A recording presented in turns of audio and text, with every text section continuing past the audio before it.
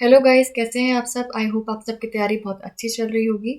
अगर आप किसी भी कॉम्पिटिटिव एग्जाम की तैयारी कर रहे हैं, चाहे वो यूपीएससी हो गया, SSC, bank, railways, UGC NET, state, PCS, IIT, JE, NEET, कोई सा भी एग्जाम हो गया, बेस्ट प्लेटफॉर्म तैयारी करने के लिए आपका रहेगा अनअकैडमी प्लस। अनअकैडमी प्लस का जब भी आपको सब्सक्रिप्शन लेना हो तो याद रखिएगा, आपसे डिस्काउंट कोड पूछा जाएगा। वहाँ पर आप जैसे ही पी एम वाई टी जैसे ही आप एंटर करेंगे आपको मैक्सिमम डिस्काउंट मिल जाएगा। नोट कर लीजिएगा, पीएमवाईटी एंटर करने से ही आपको मैक्सिमम डिस्काउंट मिलेगा। आज की वीडियो में हम क्या डिस्कस करेंगे, हम डिस्कस करेंगे about the last 30 days strategy to crack the SSC CHSL 2020 exam. आपका एसएससी सीएचएसएल का एग्जाम अब आने ही वाला है। कब से आपका एग्जाम स्टार्ट है? ये आपका 12 अप्रैल से एग्जाम स्टार्ट है। तो वैसे देखा जाए आपका 30 डेज से थोड़े ज़्यादा है, बट कुछ दिन तो आपके ऐसे ही वेस्ट हो जाते हैं। तो हम यहाँ पर 30 डेज अप्रॉक्स मान के चलेंगे। और लास्ट के टाइम में तो आपको वैसे भी एकदम से रिविजन करना होता है, तो उससे पहले का थोड़ा कम आप मान लो। तो 30 डेज हम मान के चलेंगे। 30 डेज में आपका क्या स्ट्रैटेजी रहनी चाहिए, किस तरीके से आपको तैयारी करनी चाहिए, ये सब हम यहाँ पर डिस्कस करेंगे डिटेल में। बिना किसी देरी के देखते हैं क्या करना है आपको। सबसे पहले तो ये चीज़ आप नोट कर लो, कोई भी नया टॉपिक आपको नहीं पढ़ना है। जितने भी आपको कॉन्सेप्ट्स क्लियर करने थे आप कर चुके होंगे अभी तक। कोई भी नया टॉपिक है उसमें मत फंस जाना। लंबे लंबे लेक्चर्स देखने की बिल्कुल भी ज़रूरत नहीं है। केवल फोकस किस पे करना है इन 30 डेज में, आपको फोकस ये करना है कि जो भी आपने पढ़ा है उस पर बेस्ड क्वेश्चन आप लगाओ। रिविजन भी मैं नहीं बोलूँगी, रिविजन भी आप बात के लिए रख सकते हो। एग्जाम से जस्ट 5-10 दिन पहले के लिए आप रख सकते हो रिविजन भी। लेकिन आपको अभी प्रैक्टिस करनी है ज़्यादा से ज़्यादा। प्रैक्टिस कैसे करनी है, कहाँ से करनी है, ये मैं आपको बताती हूँ। सबसे पहले तो आपको करना क्या है, जितने भी दिन बचे हैं आप एक दिन पहले अपना दिन प्लान कर लो कैसे क्या करना है। रोज़ का ये टारगेट रखो, 2 मॉक लगाने हैं। 2 मॉक कैसे, एक तो आपको लगाना है मॉक टेस्ट, ठीक है। अब आप ये अपने आप सेलेक्ट कर सकते हो कि आपको ये मॉर्निंग में लगाना है या इवनिंग में लगाना है। जब चाहो तब लगा सकते हो। अगर मान लो आप मॉक लगा रहे हो मॉर्निंग में, तब आप क्या रखो, इवनिंग में आप रखो अपना प्रीवियस ईयर क्वेश्चंस का मॉक, ठीक है। प्रीवियस ईयर क्वेश्चंस आप लगाओ इवनिंग में। तो ऐसे आप डेली के 2 लगाओ। इससे क्या होगा, 1 घंटा आपने सुबह दिया, 1 घंटा आपने शाम दिया, 2 घंटे आपने अच्छे से एग्ज़ाम एनवायरनमेंट वाला फ़ील जो होता है उसमें आपने अपना टेस्ट दे लिया। तो इन 30 डेज़ में आप जब बार-बार रोज़ के 2 लगाओगे, आप अच्छे से रूबरू हो जाओगे जो एग्ज़ाम का एनवायरनमेंट होता है। फिर एग्ज़ाम में जाके आपको टेंशन नहीं होगी, इतना ज़्यादा एग्ज़ाम प्रेशर फ़ील नहीं होगा कि आपको कैसे क्या करना है। आप ऑलरेडी यूज़्ड टू हो चुके होंगे, क्योंकि ऑलरेडी आप 60 प्लस लगा चुके होंगे। 30 डेज़ भी अगर मान के चलो तो 60 प्लस आप ऑलरेडी लगा चुके होंगे मॉक्स और प्रीवियस ईयर क्वेश्चंस। तो आपको काफ़ी हेल्पफुल रहेगा। अच्छा, जब 1 घंटा आपने ये मॉक लगा लिया मॉर्निंग में, उसके बाद ऐसा नहीं है इसे छोड़ देना है। इसको थोड़ा गैप देके, थोड़ा रिलैक्स करके उसके बाद आपको एनालिसिस भी करना है। कहाँ पर आपकी मिस्टेक हुई है वो भी देखना है। सिमिलरली आपको शाम को भी यही करना है। जब आप प्रीवियस ईयर क्वेश्चन लगाओगे उसके बाद इसका एनालिसिस भी करना है प्रॉपर, कि कहाँ पर क्या मिस्टेक हुई है, कहाँ पर अभी आपको इम्प्रूव करना है, ठीक है। किस चीज़ की तरफ ज़्यादा फोकस करना है। ये हमने कर लिया कि भई आपने मॉक लगा लिया और प्रीवियस ईयर क्वेश्चंस लगा लिए। अब बात आती है ऑब्जेक्टिव क्वेश्चंस की। ये 3 चीज़ें ही हैं जो आपको फॉलो करनी है इन 30 डेज़ में। 2 चीज़ें हम ऑलरेडी देख चुके हैं। तीसरी चीज़ बची आपकी ऑब्जेक्टिव क्वेश्चंस। इसका मतलब क्या है, कैसे कवर करने हैं? एक काम करना है आपको, सबसे पहले तो एक दिन में 1 सब्जेक्ट पढ़ो। 1 सब्जेक्ट या फिर ज़्यादा से ज़्यादा 2 सब्जेक्ट। 2 सब्जेक्ट से ज़्यादा मत करो। ऐसा नहीं है कि एक दिन में आप चारों सब्जेक्ट्स पढ़ने की कोशिश करो। चारों सब्जेक्ट मतलब आपका क्वांट हो गया, ठीक है, फिर आपका रीजनिंग भी आता है, और आपका इंग्लिश भी आता है, और आपका जीएस भी आता है ना, जीके या जीएस जो आप बोलो। तो ये 4 सब्जेक्ट्स आते हैं। तो ऐसा नहीं करना है कि चारों के चारों आपको एक दिन में करने हैं। ऐसे करोगे तो बहुत ज़्यादा दिक्कत होगी आपको। थोड़ा-थोड़ा पढ़ पाओगे केवल, ज़्यादा सही से पढ़ ही नहीं पाओगे ऐसे। तो या तो एक दिन में केवल 1 सब्जेक्ट रखो, आपकी फ्रीक्वेंसी पे डिपेंड करता है। या तो एक दिन में केवल 1 रखो। सपोज़ करो डे 1 है, मैंने डे 1 में मैथ्स कर लिया। डे 2 है, उसमें मैंने रीजनिंग कर लिया। डे 3 है, उसमें मैंने इंग्लिश कर लिया। और डे 4 है आपका, उसमें मैंने जीके कर लिया। या तो ऐसे रखो, ठीक है। तो इस पूरे दिन आपने पूरी मैथ्स पढ़ी, और इस पूरे दिन आपने रीजनिंग पढ़ी, इस पूरे दिन आपने इंग्लिश पढ़ी, इस पूरे दिन आपने जीके करी।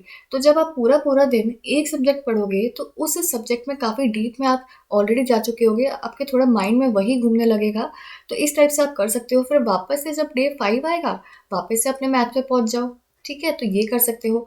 या फिर हो सकता है आप में से कई लोग ऐसे हों जो आपको लगे कि भाई पूरा दिन मैथ्स ऐसे कैसे हम पढ़ेंगे, पूरा दिन इंग्लिश ऐसे कैसे हम पढ़ेंगे। तो आप ये कर सकते हो, एक दिन में 2 सब्जेक्ट रख लो। जैसे हमने मैथ्स रख लिया और मैथ्स के साथ थोड़ा सा हल्का सब्जेक्ट लिया, इंग्लिश रख लिया, ठीक है। फिर अपना दूसरे दिन में आपने रीजनिंग रख लिया और इसके साथ थोड़ा सा हल्का सब्जेक्ट रख लिया, आपने जीके रख लिया। वैरायटी हो जाएगी दोनों की, तो आप ऐसे भी कर सकते हो, डिपेंड करता है आपको क्या सही लग रहा है। तो आपने मैथ्स और इंग्लिश पढ़ लिया एक दिन में, दूसरे दिन में रीजनिंग और जीके पढ़ ली, तीसरे दिन में वापस से अपने मैथ्स और इंग्लिश पे गए, चौथे दिन में वापस से रीजनिंग और जीके पे गए। तो इस टाइप से आपको मैनेज करना है चीज़ों को, पढ़ते हुए चलना है थोड़ा थोड़ा करके।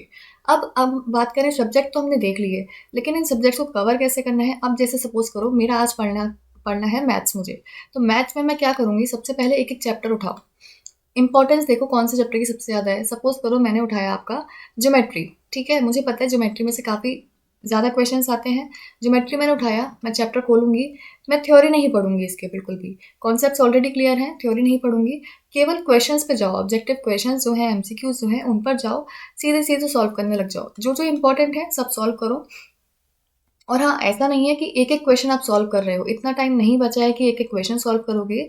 जो क्वेश्चन आपको लग रहा है देखते ही कि हाँ ये तो बन जाएगा, ये तो बहुत ईजी है, उसको नहीं करो, उसको स्किप कर सकते हो। या फिर चलो उसको एक बार कर भी लिया, तो आपको भी पता है कि क्वेश्चंस आपके रिपीट होते हैं एग्जाम में, है ना। तो आपको जब मल्टीपल टाइम्स वही क्वेश्चन दिख रहा है, तो आपको बार बार करने की जरूरत नहीं है, आपको पता है आपने अभी करा था, तो आप कर ही लोगे अब, तो स्किप कर सकते हो। वेराइटी ऑफ क्वेश्चंस पे ध्यान दो, बस अलग अलग क्वेश्चंस आपने जल्दी से लगाए ज्योमेट्री के, फिर चल दिए दूसरे चैप्टर की तरफ। ऐसे ही आपको हर सब्जेक्ट में करना है। इंग्लिश का एक चैप्टर उठा लिया, रीजनिंग का एक चैप्टर उठा लिया, जीके का एक चैप्टर उठा लिया, चैप्टर वाइज करके आपको क्वेश्चंस यहाँ पर लगाने हैं। तो आप चैप्टर वाइज यहाँ से कवर कर सकते हो, और बाकी साथ में डेली का आपका एक मॉर्निंग में चल रहा है मॉक, एक आपका प्रीवियस ईयर क्वेश्चंस लग रहा है इवनिंग में, तो ये आपका सेक्शन वाइज भी कंप्लीट हो गया यहाँ पर। तो इस टाइप से आई थिंक आपकी अच्छे से तैयारी हो सकती है अगर आप ये पैटर्न फॉलो करते हो। सब कुछ आपका इसमें कवर हो जाएगा, जितनी भी इंपॉर्टेंट क्वेश्चंस होते हैं वो सब भी आप कवर कर लोगे। और आपका जो एग्ज़ाम एनवायरनमेंट वाला जो होता है वो भी आपको थोड़ा सा हो जाएगा, डर थोड़ा सा कम हो जाएगा। ये आपका काफ़ी सही रहना चाहिए, इसको फॉलो करके देखो। रिवाइज़ जो है वो आप चाहो तो कर सकते हो, बाकी मैं तो आपको यही सजेस्ट करूँगी कि एग्ज़ाम से पहले जो कुछ दिन बचते हैं उसमें डायरेक्ट रिवाइज़ करना। अभी तक आप रिवाइज़ करते हुए आ ही रहे होगे, अभी तक कॉन्सेप्ट्स क्लियर करते हुए आ ही रहे होगे, तो आप ज़्यादा से ज़्यादा फोकस करो अपना प्रैक्टिस पर। और प्रैक्टिस आपको कैसे करनी है ये मैंने आपको बता दिया। ऑब्जेक्टिव क्वेश्चंस लगाने हैं, प्रीवियस ईयर क्वेश्चंस लगाने हैं और मॉक टेस्ट लगाने हैं, इन्हीं से आप अच्छे से प्रैक्टिस कर सकते हो। तो ये हमने डिस्कस कर लिया आपका शेड्यूल, आप क्या फॉलो कर सकते हो नेक्स्ट 30 डेज़ के लिए। और जो भी आप कर रहे हो सबसे पहले तो पॉजिटिव थिंकिंग रखो, नेगेटिव बिल्कुल भी मत आने दो थिंकिंग, पॉजिटिव थिंकिंग रखो। जैसे भी कर रहे हो, जो भी पढ़ा है सब अच्छा करा है, सब कुछ अच्छा होगा और एग्ज़ाम भी अच्छे से जाएगा। बाकी अगर आप अच्छे से और देखना चाहते हो आपकी तैयारी किस लेवल की है, तो आपका 28 फरवरी को 12 बजे ये आपका कॉम्बैट कराया जा रहा है, तो इसमें आप एनरोल कर लीजिएगा, बहुत इंपॉर्टेंट रहेगा। ये आपका ऑल इंडिया लेवल पर कराया जाएगा, तो इसमें आपको पता चलेगा बाकी स्टूडेंट्स के बीच आपकी रैंकिंग क्या है, आप कहाँ पे स्टैंड करते हो, किस टाइप की आपकी तैयारी है। तो इसमें एनरोल कर लीजिएगा, लिंक आपको डिस्क्रिप्शन में मिल जाएगा। जब आप इसमें एनरोल करोगे तो आपसे इनवाइट कोड पूछा जाएगा, वहाँ पर PMYT एंटर करना, इससे आप इसमें एनरोल कर पाओगे। इसमें स्कॉलरशिप पूल रखा गया है आपका 1 करोड़ रुपीज़ का। इसमें आपके रिवॉर्ड्स भी हैं, रैंक 1 to 3 को आपको 100% ऑफ मिलेगा ऑन अनअकैडमी प्लस का सब्सक्रिप्शन, 4 to 10 के लिए 75% ऑफ, 11 to 50 के लिए 50% ऑफ और 51 to 500 के लिए 25% ऑफ। ये आप रैंक 500 तक के लिए ये वाला आपका ऑफर है। ये ध्यान रखिएगा, अनलॉक करने के लिए PMYT एंटर करना है। 28 फरवरी नोट कर लो, 12 बजे आपका ये कॉम्बैट कराया जाएगा, एनरोल कर लेना। बेस्ट एजुकेटर्स जो है उन्होंने क्वेश्चंस आपके तैयार किए हैं और वही आपके सॉल्यूशंस भी प्रोवाइड कराएंगे। इसमें डिटेल्ड वीडियो होगी आपकी इसकी।